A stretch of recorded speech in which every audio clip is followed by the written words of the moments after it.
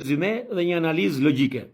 Në protestën që po zhvillohet në Tiranë, nuk jam kundër protestës, e kam thënë me qindra herë, por kjo protestë më duket absurde dhe madje edhe antikombëtare, në bazë të informacionit që ne posedojmë. Kjo protestë, ku i gjen lekët? Nga një përllogaritje shumë e shkurtër që kemi bërë, kjo protestë në një mbrëmje kushton diku te 8 deri në 10.000 euro. Banderola, veshje, megafon, mikrofon, foni, etj, podiume, diku te 10.000 euro. Janë bërë 8 protesta dhe tani, ose 8 ditë. Nga 10.000 euro bëjnë 80.000 euro. Pra miq, dikush qëndron pas këtyre djemve të rinj që kanë dalë në bulevard me telefona iPhone nga 1.500 euro. Pra, duhet të bëjmë një përllogaritje jo për të gjetur lekët apo burimin e tyre, por një llogaritje logjike që kjo protest është e financuar nga njerëz të tjerë. Dhe sot dihet aksioma, kush financon, ai orienton edhe politikën e çdo lloj gjëje. Pra, kush ka paran, ai vendos edhe ligjet. Apo gabohem? Ne jemi gjuzvar, kemi shkuar në Prishtinë, në Tetov, në Gostivar, kemi shkuar në Lipjan, kemi shkuar gjithandej me bukë me vete. Me bukë me vete.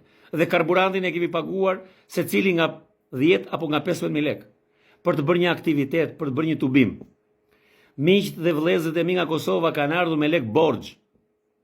Kanë fjetur kanë ndenjur dhe janë ushqyer te lokali im duke paguar aty flakaj babai im me qindra dhe me dhjetra dhe me qindra herë. Në disa raste ka pasur dhe investitor që na kanë ndihmuar, na kanë dhënë kush 1 milion lekë, kush 500.000 lekë për të bërë një aktivitet.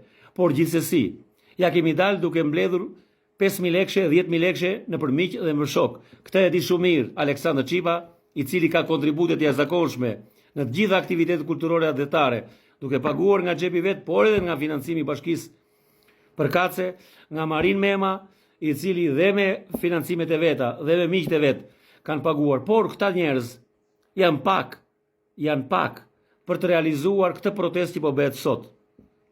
Unë dua të bëj një pyetje sërish nga fillimi, ata që ceka më sipër. Kush i financon këta njerëz që paguajnë 8 deri në 10.000 euro për një tubim? Kush i financon? Ua them unë, i financon ai që do të marrë drejtimin e kësaj rryme. Por mendoj se kjo nuk është e drejtë. Tani pelikanët ngordhën, dori në skenë kërkesa për karrige politike. Kuptojeni miq që këtu ka një dorë që financon, dhe ai që financon do të marrë frenat dhe frerët e kësaj proteste, e cila nuk e ka të gjatë. Ju bëj thirrje të gjithë adhetarëve të sinqertë, atyre që kanë marrë pjesë hershëm në mbrojtje të çështjes Kosovës, atyre që kanë marrë pjesë në luftën e Kosovës, atyre që kanë marrë dhe janë burgosur dhe janë anatemuar dhe janë dhunuar psikologjikisht, por dhe përmes politikave të shteteve respektive qoftë Kosovë dhe qoftë Shqipëri për shkak të çështjes kombëtare, për arsye se ne thoshim bashkim kombëtar. Unë e di, kur thoshja unë bashkim kombëtar, Edi Rama më thoshe ç'a është kjo gjë. E kam të injizuar dhe e kam të regjistruar, sepse ai nuk e ka idenë e bashkimit kombëtar, ama tradhtar nuk është. Ka shumë dobësi, ai nuk e një flamurin kombëtar, dhe as nuk ka as ndonjë dëshirë të madhe për flamurin kombëtar. Është më tepër globalist, por kjo nuk e bën tradhtar. Ai shikon përpara për ta zhvilluar Shqipërinë.